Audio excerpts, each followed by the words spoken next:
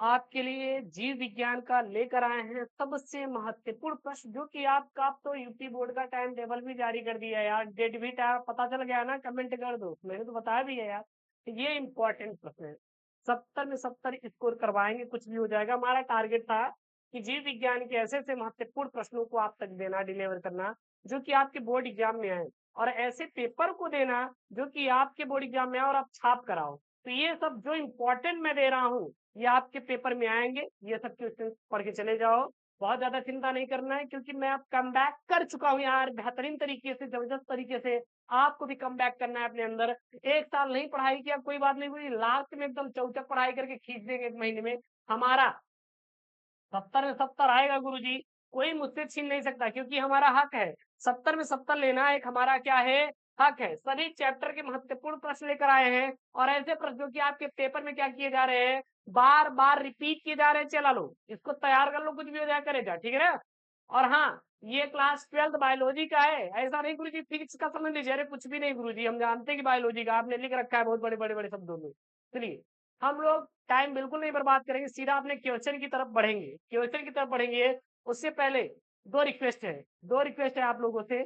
सबसे पहला रिक्वेस्ट है कि आप लोग चैनल को यार प्लीज सब्सक्राइब करो, और दूसरा रिक्वेस्ट है कि आप लाइक कर दो, और तीसरा रिक्वेस्ट है कि आप उनके पास शेयर कर दीजिए। अरे गुरुजी हमारे पास तो कोई है ही नहीं। अब गुरुजी से मत छिपाओ यार, यहाँ प्रश्न है, कीट परागण होता है। गुरुजी परागण क्या होता है? तो जो करेगा, परागकण होता है। क्या होता है? परागकण होता है। यह किसी न किसी माध्यम के द्वारा कहाँ पर पहुंचता है? वर्तिकाग्र पर पहुंचता है। कहाँ पर पहुंचता है? वर्तिकाग्र पर पहुंचता है। और इसी क्रिया को क्या बोलते हैं हम लोग? परागण बोलते हैं। क्या बोलते हैं? परागण बोलते हैं। और परागण जो है, यह दो प्रकार का होता है। एक होता है स्व, दूसरा होता है पर।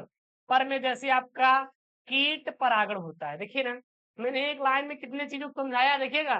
परागण क्या होता है? परागकणों का वर्तिकाग्र तक पहुंचना परागण कहलाता है। परागण दो प्रकार के होते हैं, स्व परागण, पर परागण।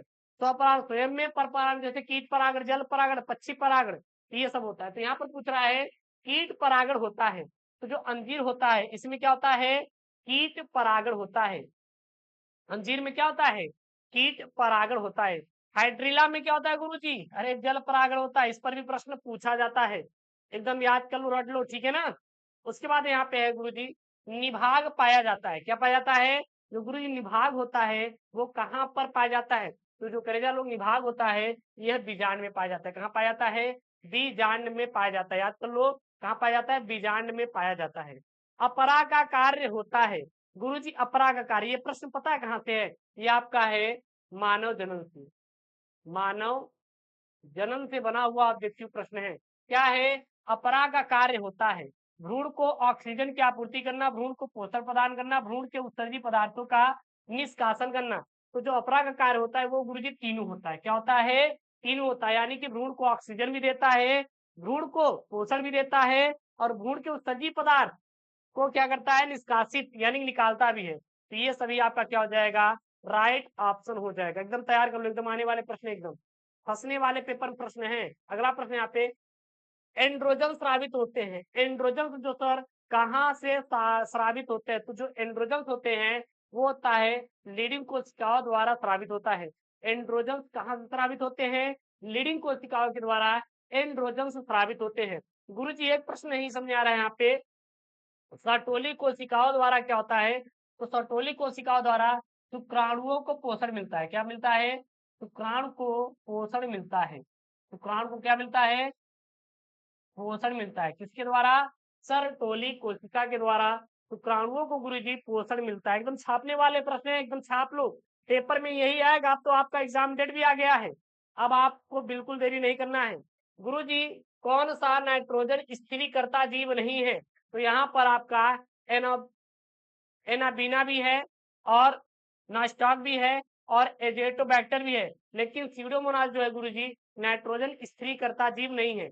अब गुरुजी नाइट्रोजन स्थिरीकर्ता जीव का मतलब नहीं समझाया, यानी कि ऐसे जीव होते हैं जो कि नाइट्रोजन को अपने मृदा में बनाकर रखते हैं, ताकि जो खाद्यान्न की उपज हो वो अधिक से अधिक हो पाए। उसके बाद गुरुजी अगला जो ऑब्जेक्टिव है, पेनिसिलिन की खोज किसने की थी? तो पेनिसिलिन की खोज फ्लेमिंग ने किया था। किस सन में किया था, कमेंट कर दीजिए। किस सन में फ्लेमिंग ने पेनिसिलिन की खोज किया था, कमेंट बॉक्स में छाप दीजिए। ठीक है, अगला प्रश्न यहाँ पे, बायोगैस उत्पन्न होता है गुरुजी, बायोगैस उत्पन्न होता है, तो जो बायोगैस होता है यह आर्की बैक्टीरिया के द्वारा उत्पन्न होता है। बायोगैस गुरुजी किसके द्वारा होता है उत्पन्न, आर्की बैक्टीरिया के द्वारा होता है। क्या गुरुजी गोबर गैस ही बायोगैस है क्या, बिल्कुल, गोबर गैस जो होता है, बस यही समझ लीजिए क्या है आपका बायोगैस का एक उदाहरण है। क्या है, गोबर गैस बायोगैस का क्या होता है, उदाहरण होता है। उसके बाद आपके पेपर में आएंगे अति लघुत्तरीय करे लोग प्रश्न, क्या आएगा, अति लघुत्तरीय प्रश्न। मैं हर एक वो इंपॉर्टेंट प्रश्न को आप तक प्रोवाइड करूंगा जो आपके बोर्ड में आएगा। देखिए प्रश्न क्या है यहाँ पे, सिरका उत्पादन में किस जीवाणुओं का उपयोग होता है, तो सिरका उत्पादन में एसिटोबैक्टर एसिटी जीवाणु का उपयोग होता है। तो जो सिरका बनता है, सिरका गुरु जी क्या होता है, जो गन्ने का रस का जो सिरका बनता है उसमें कौन से जीवाणु का उपयोग होता है, एसिटोबैक्टर एसिटी जीवाणु का प्रयोग होता है गुरुजी। ठीक है, दूसरा प्रश्न है, चाय उद्योग में चाय की पत्तियों का किण्वन किस सूक्ष्म जीव द्वारा किया जाता है, तो चाय उद्योग में चाय की पत्तियों का किण्वन माइकोकोकस कैंडिडेंस द्वारा किया जाता है। किसके द्वारा किया जाता है, माइकोकोकस कैंडिडेंस के द्वारा किया जाता है गुरुजी। चाय की पत्तियों में चाय का किण्वन जो होता है माइकोकोकस कैंडिडेंस के द्वारा किया जाता है। किण्वन किसके द्वारा किया जाता है, माइकोकोकस कैंडिडेंस के द्वारा किया जाता है। एकदम छापने वाले प्रश्न है, छाप लीजिए यार, पेपर में यही सब आएंगे। डीएनए को केंद्रक में मिलने वाले अम्लीय पदार्थ ग्रुप में सर्वप्रथम किसने पहचान किया था, तो डीएनए को केंद्रक में, किसमें, केंद्रक, केंद्रक को क्या बोलते हैं, न्यूक्लिक, न्यूक्लिक बोलते हैं। न्यूक्लिक में मिलने वाले अम्लीय पदार्थ ग्रुप में सर्वप्रथम किसने पहचान किया था, तो वो किए थे फ्रेडरिक निश्चन ने। किसने किया था, फ्रेडरिक निश्चन ने किया था।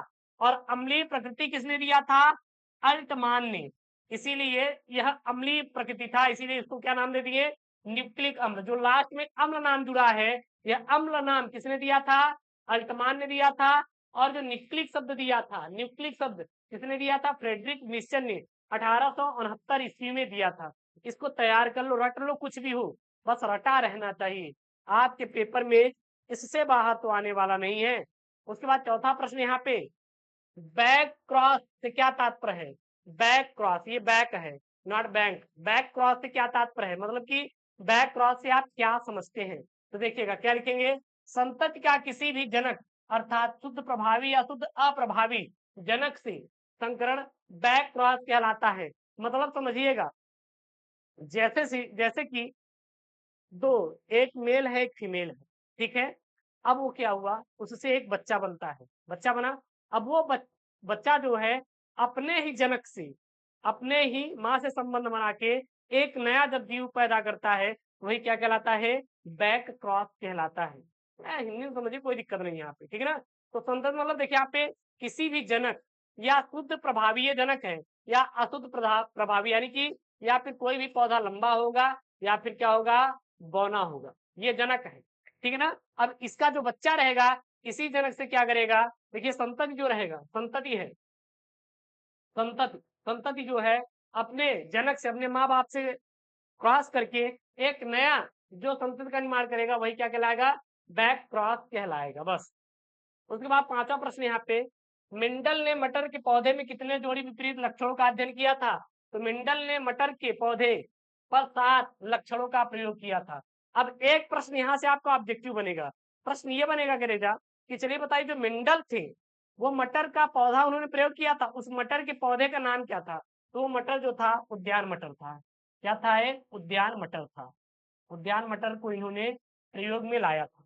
और उद्यान मटर का वैज्ञानिक नाम क्या होता है, पाइसम सेटाइवम होता है। क्या होता है, पाइसम सेटाइवम होता है। अब 7 लक्षण कौन कौन से, पौधे की ऊंचाई, प्रभावी में लंबा, अप्रभावी में बौना, उसका रंग प्रभावी में बैगनी, अप्रभावी में सफेद, बीज का आकार प्रभावी में गोल, अप्रभावी में झुर्रीदार, बीज का रंग प्रभावी में पीला, अप्रभावी में क्या रहेगा, हरा रहेगा। उसके बाद पांचवा देखेंगे, फली का रंग प्रभावी में हरा, अप्रभावी में पीला रहेगा, फली का आकार प्रभावी में फूली हुई और अप्रभावी में सिकुड़ी हुई। उसकी स्थिति प्रभावी में कच्छप, अप्रभावी में क्या रहेगा, अंतस्थ रहेगा, मतलब कि अंदर की ओर रहेगा। उसके बाद अगला यहाँ पे प्रश्न है, प्रश्न ये है, जनसंख्या विस्फोट के क्या दुष्परिणाम होंगे? यानी जनसंख्या विस्फोट मतलब कि कहीं पर अगर अधिक से अधिक जनसंख्या हो जाए तो उसके क्या परिणाम होंगे? मतलब समझिएगा, अगर आपके स्कूल में ढेर सारे बच्चे अचानक आ जाएं तो उस समय क्या होगी? तो भगदड़ मच जाएगी, बस वही है।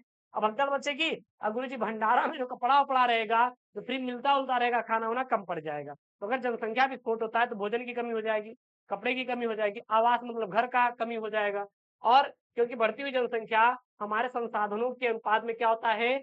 अधिक होता है। यदि जनसंख्या विस्फोट होता है गुरुजी तो भोजन की कमी हो जाएगी, ठीक है ना? दूसरा कपड़े की कमी हो जाएगी, घर की कमी हो जाएगी, तो इत्यादि कमियां होंगी। उसके बाद अगला प्रश्न है, प्राकृतिक गर्भ निरोधक विधि के 2 प्रकार बताइए। तो प्राकृतिक गर्भ निरोधक मतलब कि गर्भधारण, यानी कि एक मेल और दूसरा फीमेल आपस में जनन की क्रिया करते हैं तो वो प्रेग्नेंट लेडी ना होने पाए तो कौन कौन से हैं? सबसे पहले अवधिक संयम। अवधिक संयम मतलब कि जैसे कि जब पीरियड आने वाला हो तो उस समय उनको संबंध नहीं बनाना है, वेट कर ले, क्योंकि 15 दिन सेफ रहता है। तो अवधि संयम हो गया। स्तनपान अनावर्त, यदि किसी भी फीमेल का कोई बच्चा है तो यदि वो स्तनपान करवा रही बच्चे को, उस समय वो कोई भी लैंगिक जनन क्रिया कर रहे हैं मेल पार्टनर के साथ, तब वो गर्भधारण नहीं कर सके, क्योंकि उस समय अंडाणु का निर्माण फीमेल में जो लड़की होती है उसमें नहीं बनता। ये चीज ध्यान दीजिएगा, ठीक है ना? इसका बस यही है पढ़ने का तरीका, मतलब समझने का तरीका है, कह सकते हैं। उसके बाद लघु उत्तरीय प्रश्न आएंगे। क्या आएंगे? लघु उत्तरीय प्रश्न आएंगे। देखिए प्रश्न क्या है यहाँ पे, सिंड्रोम पर संक्षिप्त टिप्पणी लिखिए अथवा सिंड्रोम क्या है। मतलब सिंड्रोम क्या होता है, सिंड्रोम पर आपको क्या लिखना है? एक संक्षिप्त में टिप्पणी लिखना है, किसे कहते हैं सिंड्रोम, क्या होता है भाई साहब सिंड्रोम। ये एक इंपॉर्टेंट क्वेश्चन है जो कि आपके पेपर में क्या रहेगा, बिल्कुल पूछे जाने वाला क्वेश्चन, इसलिए आप इसे तैयार कर लीजिए। और जो टॉपिक आपको ना समझ आए ना, उसको आप लेकर क्या करना, कमेंट में एकदम छाप देना। आप सभी जितने बच्चे हैं एक बार कमेंट में क्या कर देंगे, छाप देंगे। तो इसका क्या हो जाएगा उत्तर में, किसी रोग के अविशिष्ट, किसी रोग के विशिष्ट लक्षणों का समुच्चय ही क्या कहलाता है? सिंड्रोम कहलाता है। यानी कि कोई भी रोग है उसके विशिष्ट लक्षणों का जो समुच्चय होता है, समूह होता है, वही सिंड्रोम कहलाता है। या फिर दूसरे शब्दों में आप कह सकते हैं कि अनेकानेक अनेकानेक लक्षणों का समूह जो एक साथ किसी असामान्य रोग या विकार का घोतक होता है, मतलब वो उत्पन्न करने वाला होता है, उसे सिंड्रोम कहते हैं। क्या कहते हैं? सिंड्रोम कहते हैं। उदाहरण के लिए जैसे एड्स, एचआईवी जैसे रोग के अनेक लक्षण होते हैं, इसलिए इसे एक्वायर्ड इम्यूनो डिफिशियंसी सिंड्रोम कहा जाता है। इसको क्या बोला जाता है? एक्वायर्ड, एड्स का पूरा नाम acquired immune immune deficiency syndrome कहा जाता है। इसी प्रकार अन्य सिंड्रोम भी है, जैसे आपने सुना होगा डाउन सिंड्रोम, क्लाइनफेल्टर सिंड्रोम और एडवर्ड सिंड्रोम इत्यादि जो है यह क्या है? सिंड्रोम रोग है। समझ आया? अगला प्रश्न देखिएगा, यहाँ पे प्रश्न है, प्रश्न क्या बोल रहा है, पुनर्योगज डीएनए पर टिप्पणी करिए कि पुनर्योगज डीएनए होता क्या है, किसे कहते हैं पुनर्योगज डीएनए। तो पुनर्योगज डीएनए क्या होता है? किसी वांछित विजातीय डीएनए खंड को एक वाहक डीएनए खंड से जोड़कर बनाया डीएनए पुनर्योगज डीएनए कहलाता है। मतलब जो पुनर्योगज डीएनए होता है यह दो डीएनए खंडों को जोड़ने का क्या करता है? काम करता है। उसे क्या कहते हैं? पुनर्योगज डीएनए कहते हैं। पुनर्योगज डीएनए तकनीकी अनुवांशिक इंजीनियरिंग ही का क्या होता है? विकल्प होता है। यानी कि जो ये तकनीकी होती है, यह क्या होती है? अनुवांशिक इंजीनियरिंग का क्या होता है? एक विकल्प होता है। इसको आप लोग क्या करिएगा, पूरे पूरे रट लेंगे, ठीक है ना? वीडियो को लाइक नहीं कर रहे हैं यार आप लोग, मुझे ऐसा लग रहा है कि आप वीडियो को लाइक नहीं कर रहे यार। लाइक करो यार, आई रिक्वेस्ट यू यार, वीडियो को आप लोग क्या करिए, लाइक करिए। बायोलॉजी वाले तो लाइक कर ही दे यार, देर किस बात की कर रहे हैं? अरे गुरुजी उन्होंने मना किया है कि लाइक नहीं करना है, लाइक मुझे केवल करना है। ऐसा मत करो यार, मुझे भी लाइक कर लो यार, ठीक है ना? प्लाज्मिड किसे कहते हैं? प्लाज्मिड होता क्या है? तो जीवाणुओं में उपस्थित मुख्य वृत्ताकार डीएनए अणु के अतिरिक्त अतिरिक्त स्थित छोटे अतिरिक्त गुणसूत्रीय डीएनए अणुओं को जिनमें अनुवांशिक अनुवांशिक चयनानिहित होता है उसे क्या कहते हैं? प्लाज्मिड कहते हैं। यानी कि देखिए जो जीवाणु होते हैं उसमें एक वृत्ताकार डीएनए उपस्थित होता है, इसके अतिरिक्त और छोटे छोटे स्थित होते हैं जिनमें अनुवांशिक सूचनाएं स्थित होती है, उसे क्या बोलते हैं? प्लाज्मिक प्लाज्मिड कहा जाता है। उसके बाद यहाँ पे अगला प्रश्न है, कौन सा है?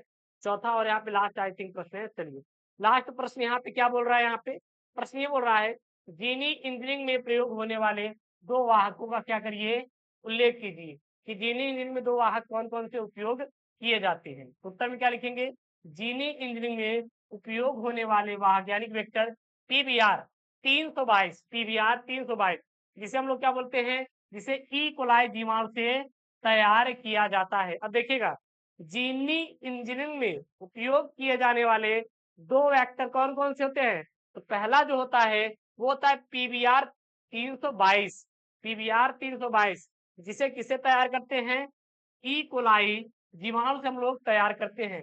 तथा दूसरा है R1 प्लाज्मिड, क्या है R1 प्लाज्मिड, इसे हम लोग एप्रो बैक्टीरियम राइजो जिनिज से तैयार किया जाता है। तो ये क्या है, जिनी इंजीनियरिंग में उपयोग होने वाले दो क्या है, वेक्टर है। तो ये आपके बायोलॉजी के बहुत इंपॉर्टेंट वाले क्वेश्चन थे जो कि मैंने यहाँ पे करवाए। इसी प्रकार जितने भी इंपॉर्टेंट है यार मैं सभी करवा देंगे, आपको बिल्कुल चिंता नहीं करना है, ना टेंशन लो बायोलॉजी की। बायोलॉजी में ये जो आपको दिखाई दे रहा है ना गुरु जी 70 में 70, ये पूरा आपके हाथ में रहेगा, आप बिल्कुल भी आप चिंता मत करिएगा, ये 70 में 70 आपको पूरा मिलेगा।